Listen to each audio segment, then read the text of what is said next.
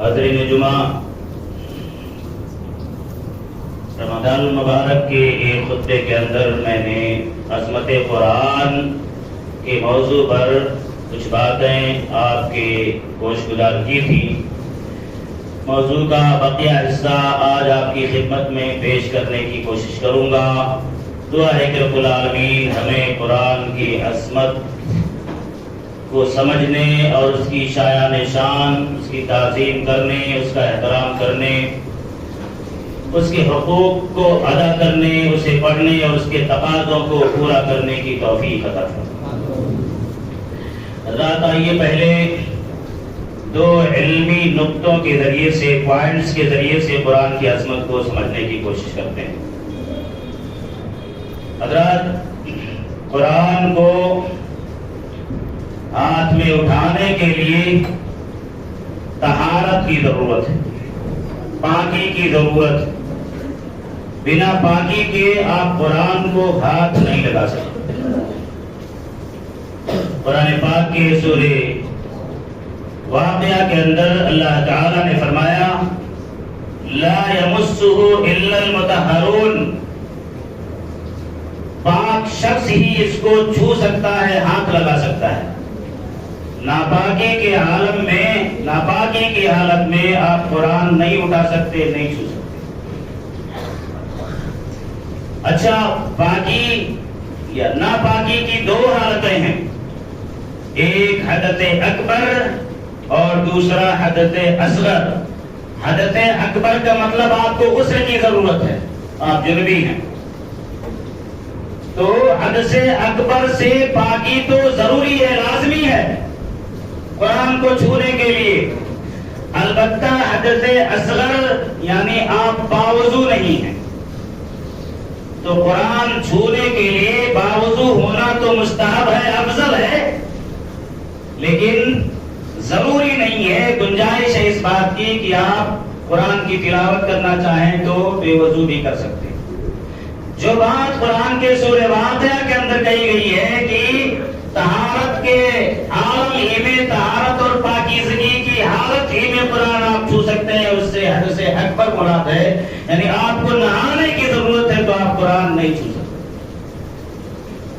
حضرات، یہاں علمی نقطہ ہمیں یہ سمجھنا ہے کہ بھی آپ نے قرآن چھوا ہی نہیں، اٹھایا ہی نہیں، ہاتھ لگایا ہی نہیں، صرف آپ نے قرآن کی قرأت اور تلاوت کا ارادہ کیا ہے، قرآن آپ کو پہلے ہی سے پاک کر چکا ہے۔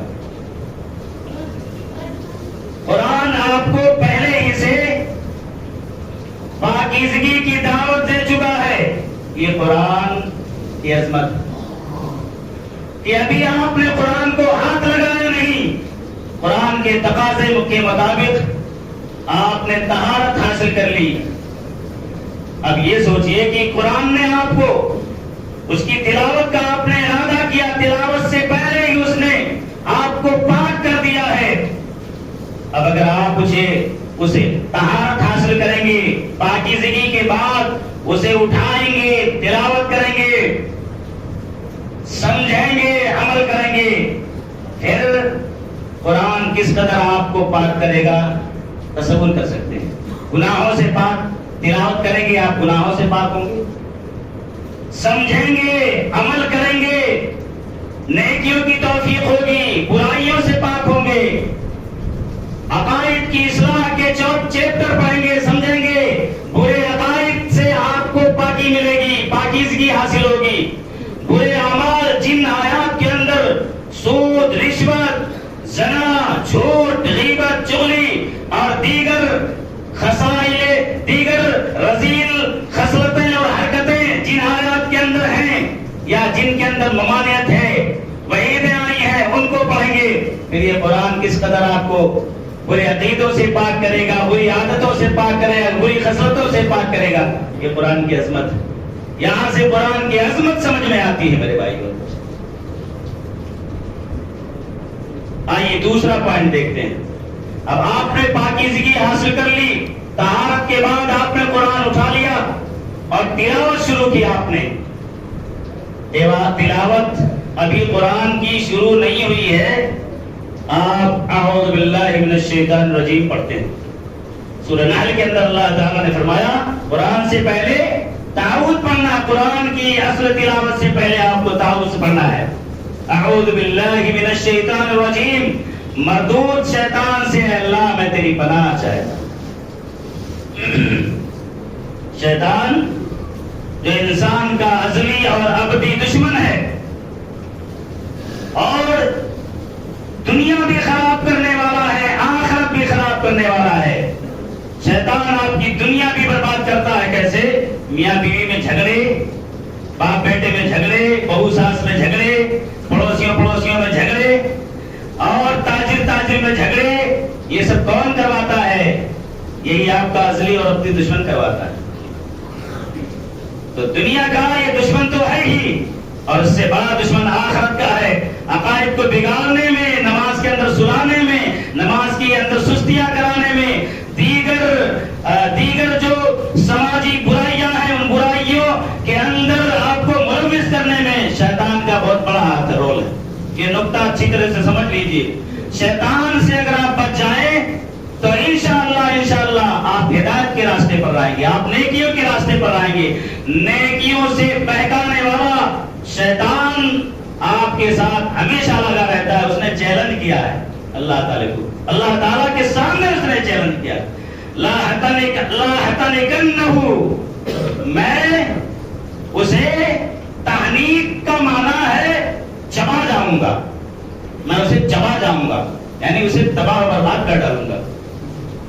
تو میرے بھائی اور دوستو، ابھی تو آپ نے تلاوت شروع ہی نہیں کی، ابھی آپ نے تعوذ پڑھی ہے. تعوذ پڑھتے ہی آپ اپنے ازلی اور ابدی دشمن سے پروٹیکشن میں آ گئے، اللہ کی حفاظت میں آ گئے، اللہ کی ضمانت میں آ گئے. اور جو شخص اللہ تعالیٰ کی پروٹیکشن میں آ جائے، اللہ کی حفاظت میں آ جائے، اللہ جس کا ضامن ہو جائے، جو اللہ کی ضمانت میں آ جائے، اس کے تحفظ کا کیا کہنا. تو یہ تو تعوذ کا کرشمہ ہے، اور قرآن کے تعوذ کی عظمت ہے کہ آپ کو قرآن نے تحفظ دے دیا. اللہ کی تحفظ میں آپ پہنچ گئے. قرآن کی تلاوت آپ شروع کرنے والے ہیں. اب پھر آگے بڑھیے. ابھی اعوذ باللہ من الشیطان الرجیم کے بعد بسم اللہ الرحمن الرحیم کی تلاوت کریں گے. کتنی فضیلتیں اور کتنا مقام و مرتبہ آپ کو ملے گا. آپ گھر سے نکلے، یہ بسم اللہ تو قرآن کی تلاوت کی بات ہے، لیکن دوسری جگہ پہ بسم اللہ کی اہمیت میں بتانا چاہتا ہوں کہ قرآن تعوذ اور تسمیہ کے ذریعے سے آپ کو جو قرآن کی تلاوت کروانا چاہتا ہے اس کے پیچھے مقاصد کیا ہے. بسم اللہ توکلت علی اللہ ولا حول ولا قوت الا باللہ. دوسری جگہ آپ بسم اللہ کہہ کے گھر سے نکلے. شیطان اپنے دوسرے ساتھیوں سے کہتا ہے کیف لک برجل، چلو اب اس پر ہماری دال نہیں گلنے والی ہے. ایسے آدمی کے پاس ہمارا کیا اختیار ہو سکتا ہے؟ ایسے آدمی پر ہم کیا کر سکتے ہیں؟ کچھ نہیں کر سکتے. من ہدیا وفیا وعطیا، جس کو اللہ تعالیٰ نے ہدایت دے دی، اس نے ہدایت کا اس نے نسخہ اپنا لیا. اب اسے ہم گمراہ نہیں کر سکتے کہ باہر کہیں جا کر کے اس سے گناہ کا کام کروا لیں، لڑائی کروا لیں، غیبت کروا لیں، چغلی کروا لیں، دیگر جو نظر کے گناہ رہتے ہیں ان کو کروا لیں. یہ ہمارے بس کی بات نہیں. ایک فلکا کی رجل ہدیا، جسے اللہ تعالیٰ نے ہدایت دے دی، اس نے ہدایت کا سامان کر لیا اس دعا کے ذریعے سے. وقوفیا، اللہ جس کے لیے کافر ہو گیا. وہ اور اللہ جسے بچا لیا. ہم اس کا کیا کر سکتے ہیں؟ یہ ابھی تو قرآن کی عظمت کا ایک اشارہ یہاں ہے کہ تعوذ کے ذریعے سے آپ کس طرح سے اللہ تعالیٰ کی حفاظت میں آ جاتے ہیں، اللہ تعالیٰ کی ضمانت و گارنٹی میں آ جاتے ہیں. آگے پڑھیں گے. قرآن جگہ جگہ اللہ تعالیٰ نے آپ کے تحفظ کی گارنٹی لی ہے، اور اللہ کے نبی صلی اللہ علیہ وسلم نے بہت ساری آیات کے سلسلے میں حدیث مبارکہ کے اندر یہ بشارت سنائی ہے اور یہ خوشخبری سنائی ہے کہ آپ قرآن پڑھیں، آپ اللہ تعالیٰ کی حفاظت میں آ جائیں گے، ضمانت میں آ جائیں گے، اللہ تعالیٰ کی گارنٹی میں آ جائیں گے. چنانچہ صحیح مسلم کی بڑی مشہور روایت ہے، اللہ کے نبی صلی اللہ علیہ وسلم فرماتے ہیں من قرأ آیتین من آخر سورۃ البقرۃ فی لیلۃ کفتہ. صرف 2 آیتیں سورہ بقرہ کی آخری کسی رات میں آپ پڑھ لیجئے. بڑا جامع جملہ ہے. کفتا، کافی ہو گئی یہ دونوں آیتیں، بس کافی. ایک انسان، بڑا انسان کوئی آپ کے لیے کہتے زیادہ کوئی پریشانی کی بات نہیں، ٹینشن مت لے، میں تیرے لیے کافی ہوں. پھر تو آدمی بہت مطمئن ہو جاتا ہے. بڑے آدمی نے میرے ساتھ وعدہ کیا میں کافی ہوں، تیرے ساتھ جو بھی مسئلہ آئے گا، جو بھی پریشانی آئے گی، پیسے کی ضرورت ہوگی اور کوئی پریشانی آئے گی، سب حل کر دے گا. اللہ کے نبی صلی اللہ علیہ وسلم کی طرف سے اللہ کی کفایت کی گارنٹی ہے. اللہ جس کے لیے کافی ہو جائے پھر کیا اس کا کرنا. اور اس کی تشریح میں علماء نے بہت باتیں لکھی ہیں، بہت تفصیل میں نہیں جا سکتا. کفتا کا ایک مفہوم یہ ہے کہ پوری رات عبادت کے لیے دونوں کا آیتیں کافی ہوگی. پھر 2 آیتیں آپ پڑھیے، سو جائیے. پوری رات فرشتے کیا لکھیں گے آپ کے نام اعمال میں؟ عبادت، قیام اللیل. آپ کے نام اعمال میں قیام اللیل لکھا جائے، آپ سوئیں اور لکھا جائے قیام اللیل. یہ اللہ کی رحمت، یہ قرآن کی عظمت بھی ہے. اور دوسری بات تفسیر کی مفسرین نے یہ لکھی ہے کہ آپ کے رات میں پروٹیکشن کے لیے، حفاظت کے لیے، تحفظ کے لیے 2 آیتیں کافی ہوگی. اب رات میں آپ کی حفاظت ہوگی، آپ کو پہرے دار اور آپ کو واچ مین کی ضرورت نہیں ہے، نہ آپ کی اپنے ذات کے لیے، نہ آپ کے اپنے بال بچوں کے لیے، نہ آپ کے گھر کے لیے، نہ آپ کے گودام اور کارخانے کے لیے. کافی ہو گیا اللہ تعالیٰ. نہ حادثات کے لیے، رات میں کوئی حادثہ ہو جائے، بلاسٹ ہو جائے، گھر کے اندر باٹلے کا بلاسٹ ہو جائے اور اسی طرح سے الیکٹریسٹی کا شارٹ سرکٹ ہو جائے، نہیں، اللہ تعالیٰ کافی ہو گیا. جب اللہ کافی ہے تو پھر کیسے کوئی حادثہ آپ کے ساتھ. یہ قرآن کی عظمت ہے میرے بھائی اور دوست، کہ آپ نے اعوذ باللہ پڑھا، اللہ کی حفاظت میں آگے اور آگے بڑھتے جائیں. اللہ کے تحفظ آپ کے ساتھ، اللہ کا تحفظ مضبوط سے مضبوط ہوتا چلا جائے. اور ہم کیا کیا اپنے لیے کرتے ہیں، دروازے مضبوط کرتے ہیں. اور وہ جو بہت سارے میڈیکل سسٹم آئے، میڈیکل ہے، انشورنس ہے، گاڑیوں کا یہ کرا لو، باڈی کا یہ کرا لو، یہ کرا لو، وہاں سے تحفظ ہم ڈھونڈتے ہیں. رب تعالیٰ نے جو تحفظ، اللہ کے نبی صلی اللہ علیہ وسلم نے تحفظ کی جو بنیادیں بتا دی ہیں، جو نسخے بتا دی ہیں، اس پر ہمیں عمل کرنے کی ضرورت نہیں ہے. بس قرآن تو صرف اس لیے آیا ہے کہ رمضان میں ہم پڑھیں گے، رمضان میں پڑھیں گے، اس کو رمضان میں اترا ہے اس لیے رمضان ہی میں پڑھیں گے. یعنی آپ اچھی اس کی تطبیق دے رہے ہیں. آپ مفسرین اور صالحین، سلف صالحین سے اچھی تطبیق دے رہے ہیں کہ رمضان میں ہی تو اترا ہے، تو دیگر مہینوں میں تو نہیں اترا ہے کہ دیگر مہینوں میں ہم اس قرآن کو پڑھیں. قرآن کی عظمت کو سمجھنے کی ضرورت ہے میرے بھائی اور دوستو. کائنات کی بہت ساری چیزیں روح رکھتی ہیں. روح نکل جائے کسی چیز کے اندر سے تو وہ چیز مردہ ہو جاتی ہے، فنا ہو جاتی ہے، ختم ہو جاتی ہے. اس کائنات کی روح کیا ہے؟ اس کائنات کی روح کیا ہے کہ وہ روح نکل جائے گی، کائنات کی روح نکل جائے گی تو کائنات فنا ہو جائے گی، کائنات ختم ہو جائے گی. اللہ تعالیٰ اس کائنات کو ختم کر دے گا، قیامت آ جائے گی. قرآن اس کائنات کی روح ہے. اس کائنات کی روح قرآن ہے. ایک دن جب یہ روح نکل جائے گی، یہ کائنات فنا اور ختم ہو جائے گی، قیامت آ جائے گی، اللہ تعالیٰ قیامت برپا کر دے گا. قرآن کی عظمت ہے کہ قرآن اس کائنات کی روح ہے. دلیل مستدرک حاکم کے اندر روایت ہے، اور علی شرط الشیخین یعنی بخاری اور مسلم کی شرطوں پر اس کی سند ہے. بخاری اور مسلم رحمہم اللہ نے بخاری مسلم میں ذکر تو نہیں کیا، لیکن ان کی چین، ان کی سندوں کی جو شرطیں ہیں اسی شرطوں پر اس کی سند ہے، یعنی صحیح ہے، بالکل صحیح ہے. اللہ کے نبی صلی اللہ علیہ وسلم نے فرمایا ان ھذا القرآن یوشک ان یرفع، یہ قرآن ایک دن اٹھا لیا جائے گا. یہ قرآن ایک دن اٹھا لیا جائے گا. صحابہ کرام نے پوچھا اللہ کے نبی صلی اللہ علیہ وسلم کیف یرفع وقد اثبتہ اللہ فی قلوبنا واثبتنا فی مصاحفنا.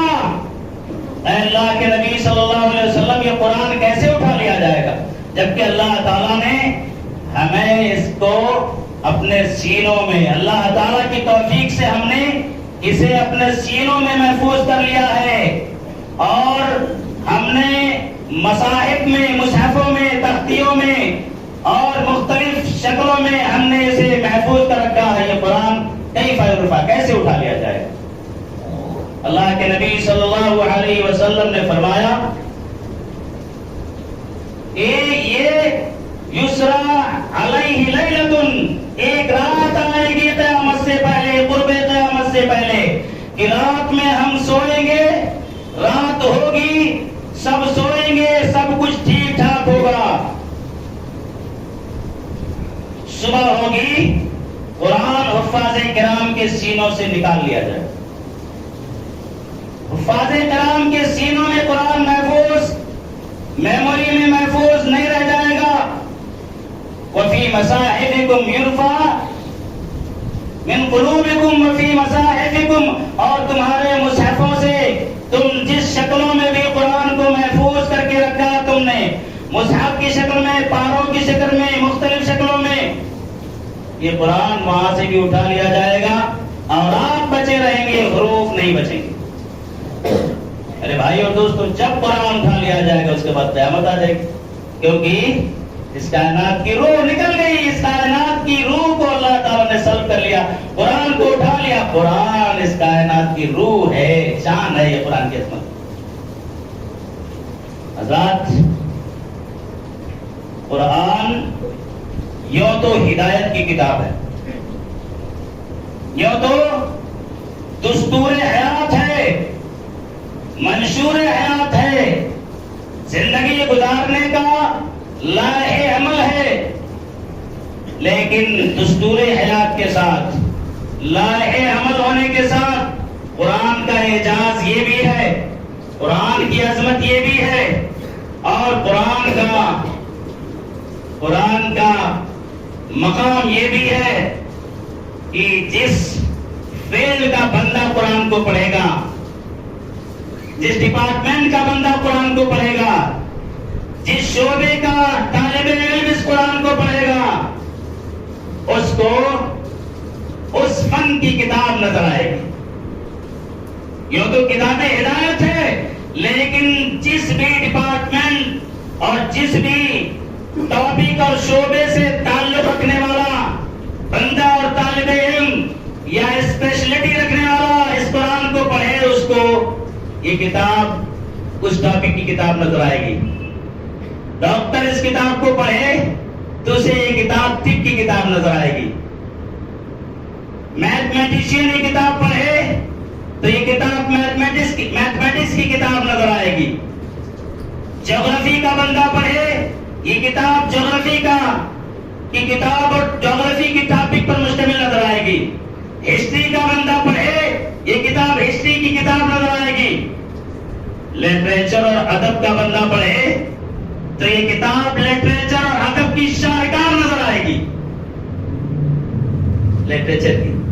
ارے بھائی اور دوستو، عرب لٹریچر کے اندر، زبان دانی کے اندر، فصاحت و بلاغت کے اندر اپنا ثانی نہیں رکھتے تھے، بڑے فصیح و بلیغ تھے۔ ان کی فصاحت اور بلاغت اور زبان دانی اور لٹریچر اور ادب پر ان کا عبور ایسا تھا، فصاحت و بلاغت پر عبور کہ عرب غیر عرب کو کیا کہتے تھے؟ اہل عرب غیر عرب کو گونگا کہتے تھے، گونگا۔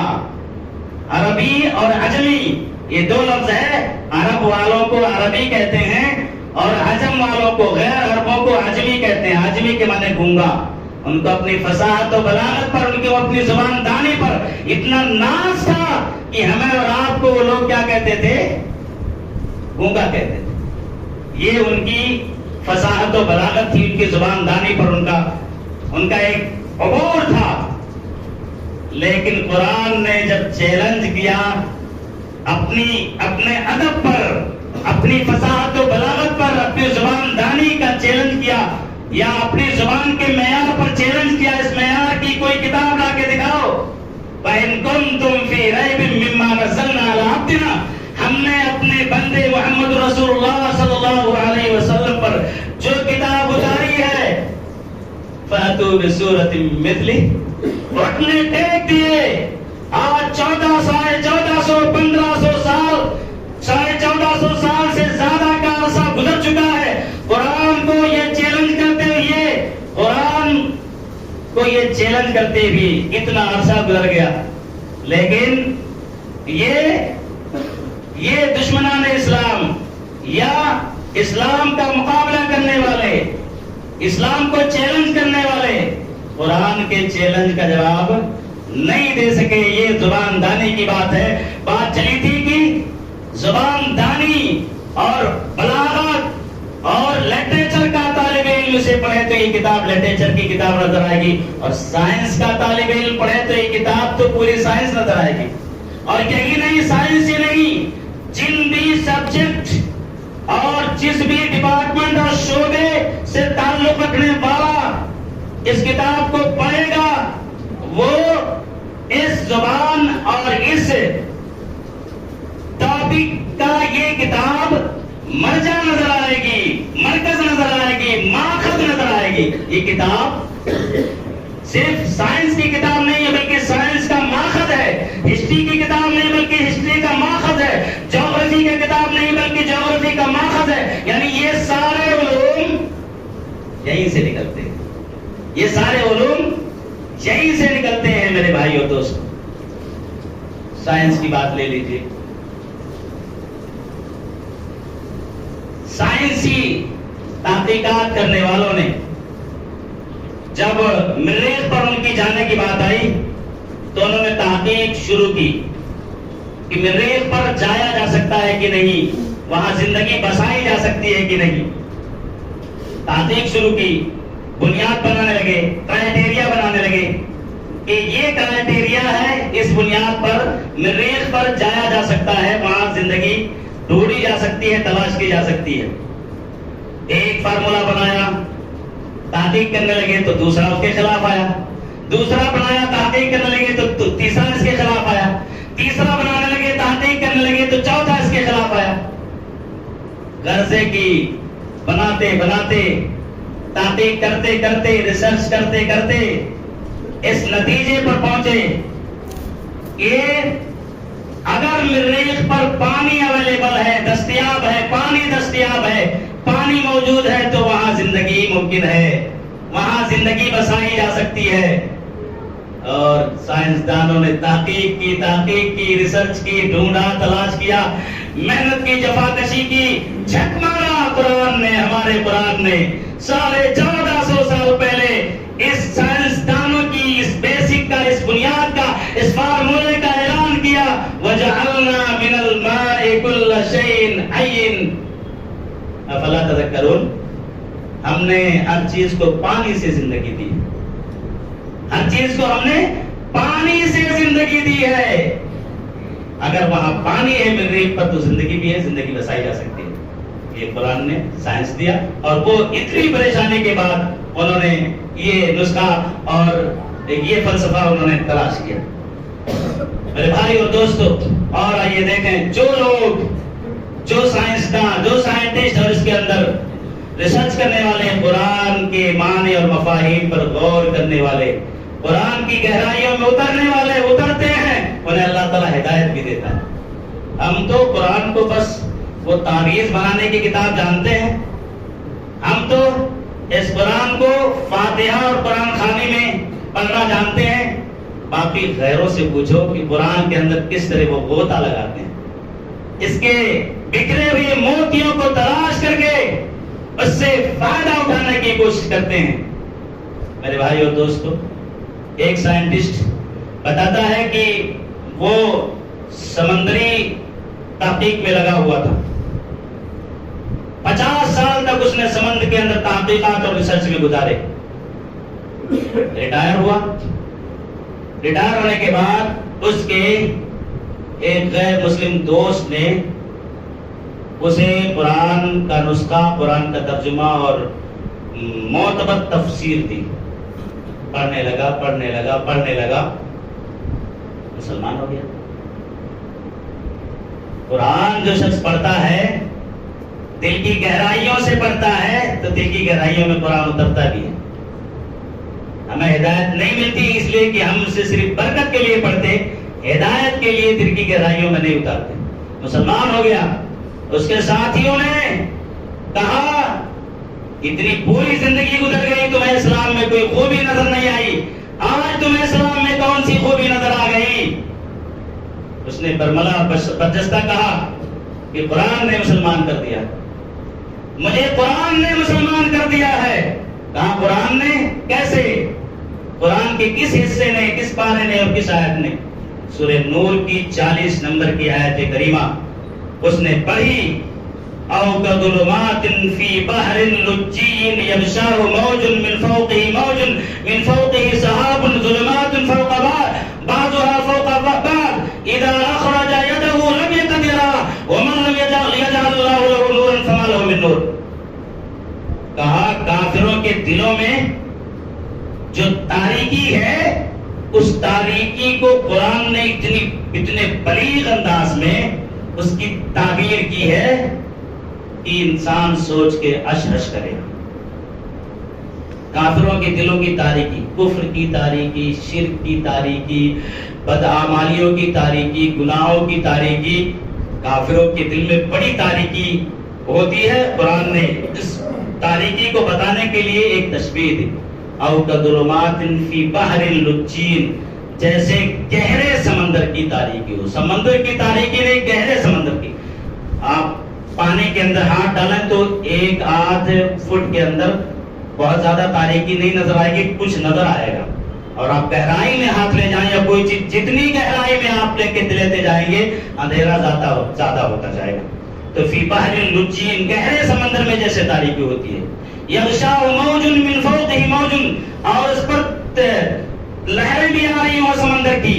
ایک تو سمندر کی گہرائی کی تاریکی، دوسرے موج یغشاہ موج من فوقہ موج. اور جب یہ سائنٹسٹ ہے، سائنسداں ہے، سمندر کے اندر جب لہریں آتی ہیں تو وہی گہرائی جس ڈیپ میں وہ انسان تجربہ کرنا چاہتا ہے، لہریں آتی ہیں تو اسی گہرائی میں اور تاریکی ہو جاتی ہے، اندھیرا ہو جاتا ہے. من فوقہ موج، ڈبل لہریں ہیں. من فوقہ سحاب، اور موسم کیسا ہے؟ کلاؤڈی ہے، بدلی والا. ظلمات فوق بعضها فوق بعض، تاریکیوں پر تاریکیاں ہیں. اس طرح سے کافروں کے دلوں میں بھی تاریکی پر تاریکی ہوتی ہے. اذا اخرج یدہ لم یقدرها، وہاں ہاتھ نکالو تو ہاتھ بھی نظر نہیں آئے، ہاتھ بھی نظر نہیں آئے. لم یقدرها ومن لم یجعل اللہ نورا فما له من نور. جس شخص کو اللہ تعالیٰ ہدایت نہ دے، جو کافر تاریکیوں کے اتنی گہرائی میں چلا جائے، اس کو اللہ ہی ہدایت دے گا. اللہ نہ ہدایت دے تو کوئی نہیں ہدایت دے سکتا. سائنٹسٹ نے کہا اللہ مجھے ہدایت دینا چاہتا ہے. مسلمان ہو گیا، مسلمان ہو گیا سائنسداں. کہا کہ میں اس آیت کریمہ کو جب پڑھ رہا تھا تو میں سمجھتا تھا کہ محمد صلی اللہ علیہ وسلم نے سمندری سفر ضرور کیا ہوگا اور اس سمندر کی تنہائیوں سے اور گہرائیوں سے واقف ہوں گے محمد. لیکن سائنسداں کہتا ہے کہ جب میں نے محمد رسول اللہ صلی اللہ علیہ وسلم کی ہسٹری پڑھی تو معاملہ بالکل برعکس نظر آیا کہ محمد رسول اللہ صلی اللہ علیہ وسلم نے کبھی سمندری سفر کیا ہی نہیں ہے. اور حیرت کے سمندر میں وہ ڈوب گیا کہ پھر تو جب محمد رسول اللہ صلی اللہ علیہ وسلم نے کوئی سمندری سفر نہیں کیا، اور میں جس ریسرچ کی بنیاد پر جانتا ہوں کہ ایسے حالات میں سمندر کے اندر کیا تاریکی ہوتی ہے، کیا کچھ ہوتا ہے، اس کے ایک نقطے سے بھی محمد کو پتہ نہیں ہے صلی اللہ علیہ وسلم. تو یہ محمد کا بنایا ہوا کلام نہیں ہو سکتا، یہ رب کا کلام. میرے بھائی اور دوستو، غیر تو اس کتاب کی موتیوں کو چن کر کے اپنے دامن میں بھریں. اور اپنا کیا کہتا ہے، اپنے لوگ کیا کہتے ہیں، بڑے افسوس کے ساتھ یہ بات کہنی پڑتی ہے، اپنے لوگ کہتے ہیں غیر تو ہدایت کی، قرآن کی روشنی سے ہدایت کے راستے پر آتا ہے، اور اپنا کیا کہتا ہے، نا قرآن تو گمراہی کی کتاب ہے. شاید مشکل ہو رہا آپ کے لیے سمجھنا. اپنا مسلمان کا ایک طبقہ کہتا ہے نا سب لوگ قرآن پڑھیں گے تو گمراہ ہو جائیں گے، قرآن صرف مولوی ہی پڑھے، مفتی ہی پڑھے، اور مفتی نے جو بتا دیا اسی لکیر کا فقیر بنا ہوا چلتا رہے۔ صاحب قرآن کو پڑھنے کے لیے 14 علوم کی ضرورت ہے، 17 علوم کی، 21 علوم کی ضرورت ہے۔ کون سا علوم وہ سیکھ کے رکھا تھا وہ سائنٹسٹ؟ قرآن کو پڑھا، ہدایت کی نیت سے پڑھا، ہدایت مل گئی۔ او یارو تم اسے گمراہی کی کتاب کہتے ہو، لوگوں کو گمراہ کرتے ہو، لوگوں کی آنکھوں پر پٹیاں باندھتے ہو اور کہتے ہو کہ قرآن جو پڑھے گا وہ گمراہ ہو جائے گا۔ قرآن جگہ جگہ اعلان کرتا ہے ہدی للعالمین، ہدی للناس، ہدی للمتقین، ہدی و شفاء۔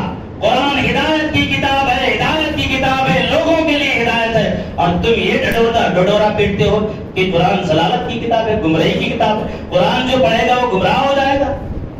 ذرا یہ بتاؤ، یہی بات کوئی غیر اگر کہنے لگ جائے جو آپ کہتے ہو، یارو جو آپ کہتے ہیں کہ قرآن پڑھو گے گمراہ ہو جاؤ گے، دوسرا بھی اسی بات کو جملہ صرف تبدیل کر کے کہے کہ قرآن گمراہی کی کتاب ہے، پھر پڑھو گے اس کے اوپر، پھر میمورنڈم دو گے آفیسران کو اور احتجاج کرو گے، اسٹرائک کرو گے، اس کو اریسٹ کیا جائے، اس نے ہمارے قرآن کے خلاف زبان درازی کی ہے، اس نے ہمارے قرآن کی توہین کی ہے، قرآن کو ضلالت کی کتاب کہتا ہے کہ قرآن کو نہیں پھیلاتی ہے۔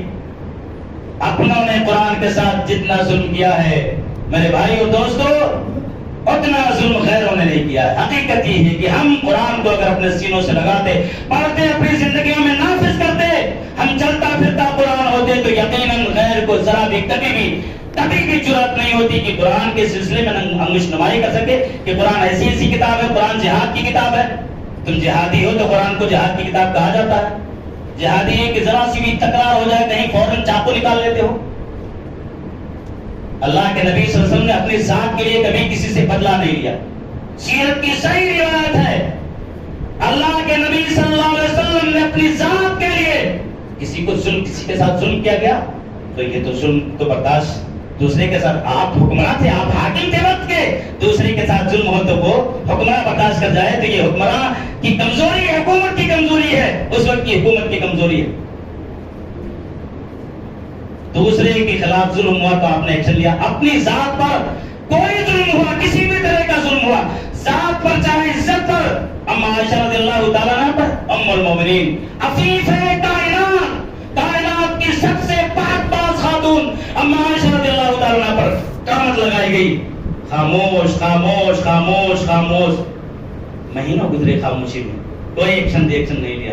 ہمارے ساتھ ایسا معاملہ ہو، ہم گھر چڑھ کر کے گھسیٹ کر کے اس کی جیسی کی تیسی کریں گے۔ یارو قرآن کو پڑھو، سیرت کو پڑھو، سیرت کی روشنی میں اپنی زندگی کو ڈھالو، تبھی دنیا آپ کو دہشت گرد نہیں کہے گی۔ آپ نے دنیا کو بتایا ہی ہے کہ ہم جھگڑالو ہیں، ہم اجڑ لوگ ہیں، ہم جاہل لوگ ہیں، ہم ذرا سی بات پر منع کر دینے والے لوگ ہیں، ہم ذرا سی تکرار پر چاقو نکال لینے والے لوگ ہیں۔ جب ہم نے دنیا کو دکھایا تو دنیا نے یہ سبق لیا اور یہ تعلیم سیکھا اور یہ لیول لا کر کے ہمارے اوپر چسپا کر دیا کہ مسلمان ایسا ہوتا ہے ویسا ہوتا ہے۔ وقت نہیں کہ اور باتیں کروں اس سلسلے میں، بڑی اہم باتیں اس سلسلے میں باتیں رہ گئی ہیں کہ قرآن کو ہدایت کی نیت سے پڑھو گے ضرور ہدایت دے گا اللہ تعالیٰ۔ آج ہم قرآن کو پڑھتے چلے جاتے ہیں، زنا کرنے والا رمضان میں قرآن پڑھتا ہے، دیگر مہینوں میں زنا بھی کرتا ہے، قرآن پڑھتا ہے غیبت بھی کرتا ہے، قرآن پڑھتا ہے چغلی بھی کرتا ہے، قرآن پڑھتا ہے گالیوں کی کتنی شدید مذمت قرآن میں بیان کی گئی، شدید مذمت گالی کی، گالیاں بھی دیتا ہے۔ حاجی نمازی داڑھی والا بھی ان کو اپنے ملازمین کو ایسی کچی بازاری اور صوفیانہ گالیاں دیتا ہے کہ سن کر کے آپ کان بند کر لیں۔ میں نے سنا ہے ایسے حاجیوں کو نمازیوں کو اپنے ملازمین کو گالیاں دیتے تھے۔ ہم نے یہی سب کچھ تو سماج میں دیا ہے تو سماج ہم کو کیا بہت زیادہ شریف سمجھے گی؟ ہم کو سماج سے اپنے کندھوں پر اپنے سروں پہ بٹھائے گی؟ نہیں، سماج تو دین نہیں پڑھ رہا ہے، آج آپ کو قرآن نہیں پڑھ رہا ہے، آپ کے عمل میں جو قرآن ہے اسی کو پڑھ رہا ہے۔ اس لیے میرے بھائی اور دوستو ضرورت ہے کہ قرآن کو صرف اپنی اپنی ارے قرآن ہماری کتاب ہے، کیوں اس کی اس نے بے حرمتی کی؟ اس کی بھی کتاب ہے جس نے بے حرمتی کی ہے، ہم نے اپنے عملوں کے ذریعے سے اس کو بتایا ہی نہیں کہ تیری بھی کتاب ہے، ہم اپنی سمجھ رہے ہیں۔ اگر وہ بے حرمتی کر رہا ہے قرآن کی تو اس کو سمجھانے کی ضرورت ہے اپنے اخلاق کے ذریعے سے، اپنے کردار کے ذریعے سے، اپنے کیریکٹر کے ذریعے سے، اپنی حکمتوں کے ذریعے سے کہ اللہ کے پیارے یہ تیری بھی کتاب ہے، تیری۔ اگر تو بے حرمتی کر رہا ہے تو تو بھی اپنی کتاب کے ساتھ گستاخی کر رہا ہے۔ اللہ نے تیرے لیے بھی یہ نازل کیا ہے۔ ہم بھی کسی دن ایسے تھے، ممکن ہے ہمارے آبا و اجداد بھی کبھی ایسے رہے ہوں۔ کون سی گارنٹی ہے کہ ہمارے آبا و اجداد کس نسلیں عمر فاروق اور ابوبکر صدیق اور علی اور عثمان سے چلی آ رہی ہیں؟ بہت سارے ہندوستان میں اکثریت کنورٹڈ مسلم ہے، اکثریت ممکن ہے ایسا۔ تو یہ ہماری کتاب ہے تو اس کی بھی کتاب ہے میرے بھائی اور دوست۔ اس لیے ان باتوں کو سچائی کے ساتھ حقیقت پسندانہ انداز میں ان باتوں کا جائزہ لے کر کے ہمیں قرآن سے وابستگی کی ضرورت ہے۔ اور میں کتنی بار کہہ چکا ہوں، اس سے ہماری یہی وابستگی ہے کہ مدرسہ چالو ہوگا، بڑے گرے پڑے گھسے پٹے بچے آ جائیں گے، وہ بھی ایک دن آئیں گے، دوسرے دن نہیں آئیں گے، تیسرے دن آئیں گے، چوتھے دن نہیں آئیں گے، اور آئیں گے بھی تو بک ہے تو بستہ نہیں، بستہ ہے تو پینسل نہیں، بس یوں ہی والدین نہیں آ رہا ہے تو نہیں آ رہا ہے، کوئی گارنٹی نہیں، ٹیوشن نہیں جا رہا ہے تو اس کے لیے تھپڑ اور اس کے لیے تماچے لگیں گے۔ میرے بھائیو دوستو، آپ کو بہت زیادہ تھکانا میرے لیے مناسب نہیں لگ رہا ہے، لیکن اگر قرآن سے سچی وابستگی ہے تو رمضان کے علاوہ اگلے رمضان میں بھی پڑھو، اور اپنے بچوں کو قرآن کی تعلیم، ٹیوشن نہیں جائے چلے گا، قرآن نہیں پڑھے گا نہیں چلے گا، یہ فیصلہ کر لو، یہ تہیہ کر لو، یہ دل میں اتار لو، تب تو قرآن کی برکتیں آپ کو ملیں گی، ورنہ اسی طرح سے ذلت اور رسوائی کی زندگی گزارتے رہو۔ اللہ تعالیٰ سے دعا ہے کہ رب العالمین قرآن یہ رحمت کی کتاب ہے، قرآن یہ رحمت کی کتاب ہے، رب العالمین ہم کو اس کتاب سے جوڑ دے تاکہ ہم تیری رحمتوں کے مستحق ہو جائیں۔ اقول قولی ھذا واستغفر اللہ لی ولکم ولسائر المسلمین من کل ذنب فاستغفروه انه هو الغفور الرحیم۔